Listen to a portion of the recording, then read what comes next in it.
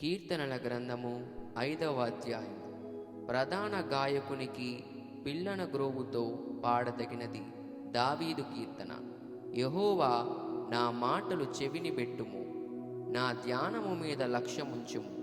నా రాజా, నా దేవా, నా ఆర్తధ్వని ఆలకించుము. నిన్నే ప్రార్థించుచున్నాను. యెహోవా, ఉదయమున నా కంఠస్వరము నీకు వినబడును. ఉదయమున నా ప్రార్థన నీ సన్నిధిని సిద్ధము చేసి కాచియుందును. నీవు దుష్టత్వమును చూచి ఆనందించు దేవుడవు కావు. చెడుతనమునకు నీ యొద్ద చోటు లేదు.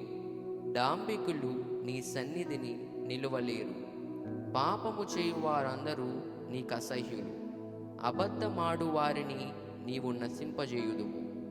కపటము చూపి నరహత్య జరిగించువారు యెహోవాకు అసహ్యులు.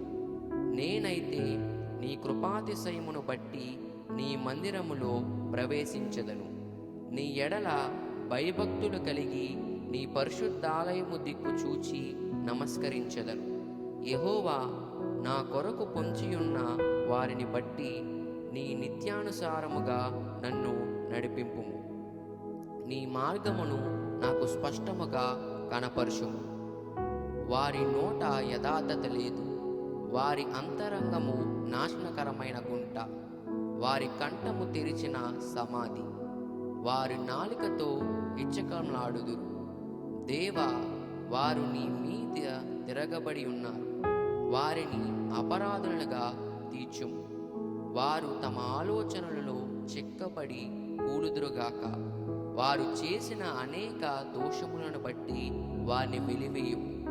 నిన్ను ఆశ్రయించు వారందరూ సంతోషించుదురు. నీవే వారిని కాపాడుదువు గనుక వారు నిత్యము ఆనందధ్వని చేయుదురు. యెహోవా, నీతిమంతులను ఆశీర్వదించువాడవు నీవే. కేడముతో కప్పినట్లు నీవు వారిని దయతో కప్పెదవు. కావున నీ నామమును ప్రేమించువారు నిన్ను గూర్చి ఉల్లసింతురు. ఆమేన్.